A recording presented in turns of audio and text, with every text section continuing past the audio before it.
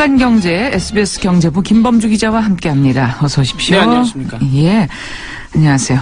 정부가 어제 부동산 관련해서 큰 대책 발표했던데요. 왜 집단 대출이라고 네네. 아파트 분양받고 할 때 잔금, 중도금 대출 받는 거 규제하겠다고 했어요. 네. 이거 어떤 영향이 있을까요? 이게 이제 집단 대출이 뭔지 설명을 좀 먼저 드려야 될 것 같은데 생소하신 분들이 많을 거예요. 무슨 관계인데 대출은 대출인데 예. 집단으로 받아서 집단 대출이라고 부르는 겁니다. 그러니까 아파트 분양 신청해서 당첨이 되면은 중도금, 잔금 내고 이제 입주를 하게 되는데 뭐 이런 돈 대출을 그 분양받은 사람이 직접 은행 가서 서류 내고 심사받고 뭐 이렇게 하는 게 아니라 아파트를 짓는 쪽에서 분양받은 사람들을 대표로 가서 한꺼번에 협상을 해서 한꺼번에 받아오는 거죠. 그래서 계약자는 모델하우스 가서 사인만 하면은 알아서 중도금, 잔금 착착 이제 은행하고 해가지고 내주니까 편한데. 예. 근데 문제가 또 있긴 해요. 그러니까 문제가 돈 갚을 사람이 얼마나 능력이 되는지 따지지 않는 거잖아요. 그게 지금 문제입니다. 그러니까 아파트 짓는 쪽에서 101호, 102호, 103호 이렇게 그냥 숫자로 해서 확 대출을 해오는 거지.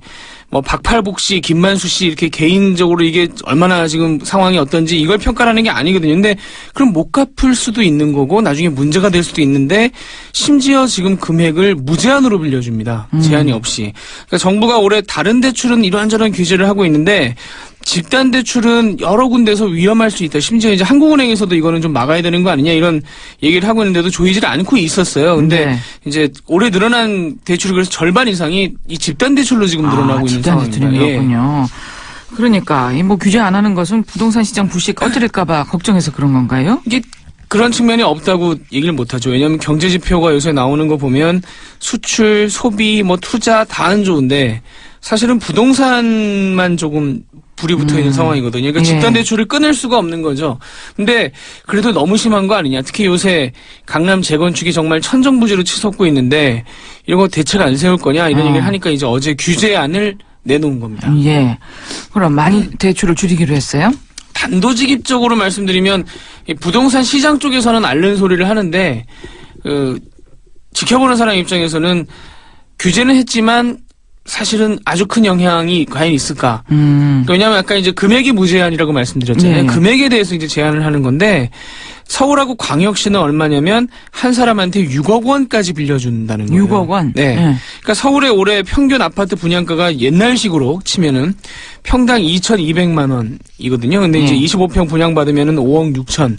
그럼 중도금, 잔금 치면은 한 4억 안 되는 돈이기 때문에 이 집단 대출을 받으면 6억이면은 중도금, 잔금 다 치를 수가 있습니다. 그리고 뭐 다른 광역시는 더 여유가 있고요. 그리고 지방은 3억 원인데 여기도 뭐 마찬가지로 한 채 사는 데는 문제가 없죠. 그러니까 이 부동산 업계에서는 이걸 왜 뭐라고 그러냐면 2채 이상 못 산다는 거예요. 이렇게 되면. 그러니까 그거는 우리가 거기까지 그러니까요. 예.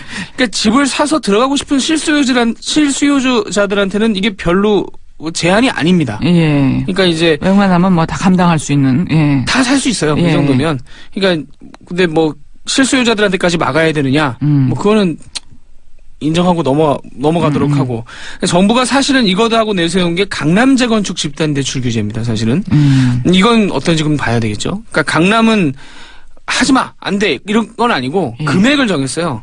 9억 원이 넘는 집은 집단 대출을 안 해준다. 이렇게 가기로 한 겁니다. 강남 재건축 집값이 9억 원 훨씬 넘었죠. 지금 뭐 재건축하면서 이제 일반 분양이라는 걸 하잖아요. 원래 집주인들이 갖고 있는 거는 그냥 그대로 가는 거고 그 중에 일부를 팔아가지고 그 돈으로 집주인들이 이제 나눠 가지면서 비용을 낮추는 그 일반 분양이라는 게 있는데 그게 한 4,500만 원 평당. 그러니까 이런 집은 9억 기준으로 하면 20평이면 9억을 채우는 거니까 집단 대출 안 된다는 거죠. 근데 강남 재건축 상황이 지금 어떤지 알아봐야 이게 효과가 있을지 알 수가 있을 것 같은데 분양가가 4천이라는 거지 지금 실제로 거래는 6천만 원. 얼마예요? 평당 6천 넘어가요. 예, 그런 그 데도 나오고 있습니다. 예. 그러니까 서울 반포 쪽에 지금 가을쯤 입주를 시작하는 아파트가 있는데 뭐 학군도 좋고 한강도 내려다 보인다 그러고 뭐 입소문이 도는 데가 있어요. 입주가 코앞이니까 올해 가을이니까 거래가 되는데 여기서 최근에 거래가 됐다고 신고가 된 게 한 평에 6,300만 원이 나왔습니다. 감이 잘 안 오실 거예요. 어떻게 된 건지. 전용 면적 85제곱미터 33평짜리 집 한 채가 21억 원입니다. 어휴, 뭐 비슷한 넓이 집 다른 데서 한 너댓 집 살 수 있겠는데. 사죠. 21억. 예, 사죠. 근데 지금 그만큼 불이 붙은 게 네. 돈이 있는 사람들한테는 속된 말로 지금 강남이 투기장 같은 분위기가 되고 있는 게 되고 있습니다. 그러니까 은행에 돈 맡겨봐야 이자 잘 안 나오고요. 주식시장 맨날 거기서 왔다 갔다 하고 2천 안팎에서 돈 있는 사람들이 투자할 데가 없는데 강남 집값이 지금 움직인다더라. 그러면 한 채 사서 갖고 있다가 뭐 아니면 한 채, 두 채 이렇게 사서 갖고 있다가 왜 프리미엄이라고 하는 요새 이제 그 줄여서 P라고 부르잖아요. 예. 그걸 몇 천만 원 혹은 뭐 억대, 1, 2억까지도 지금 붙이고 있는 건데 이렇게 팔면은 요게 그나마 요새 뭐 수익이 좀 난다. 뭐 이런 소문이 쏠쏠하다 예.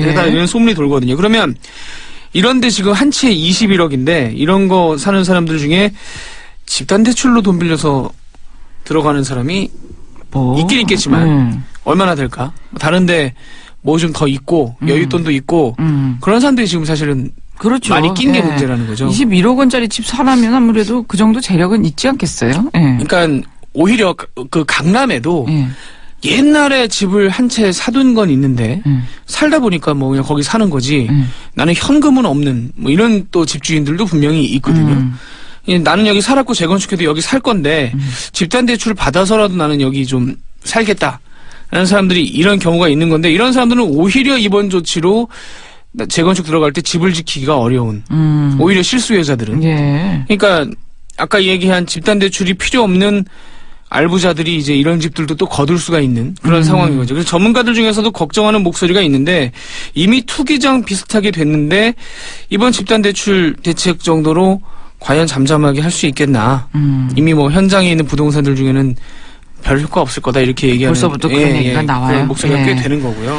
근데 정부 당국도 뭐 부동산 불씨를 꺼트리긴 싫고 말이죠. 대책은 내놔야겠고 고민을 좀 하긴 한 것 같은데요. 네. 근데 이제 부동산이라는 게 대형 트럭 세우는 거하고 비슷해서 브레이크 밟는다고 바로 안 섭니다. 한참 가서 서요. 왜냐하면 정부 정책을 던져서 이게 이제 현장에서 반영되는 시간이 걸리기 때문에. 예. 그러니까 지금 대출을 뭐 제한을 한다고 해도 바로 어떤 좀 열기가 가시거나 하지는 않거든요. 한참 가기 때문에 지금 과열이 되고 있는데 이번에 정부가 브레이크 밟는 거는 이렇게 살짝 정말 이 밟아보는 이런 정도의 느낌이라서 현장에서 어떻게 이게 뭐 반영이 될지 좀 의심스럽고 예.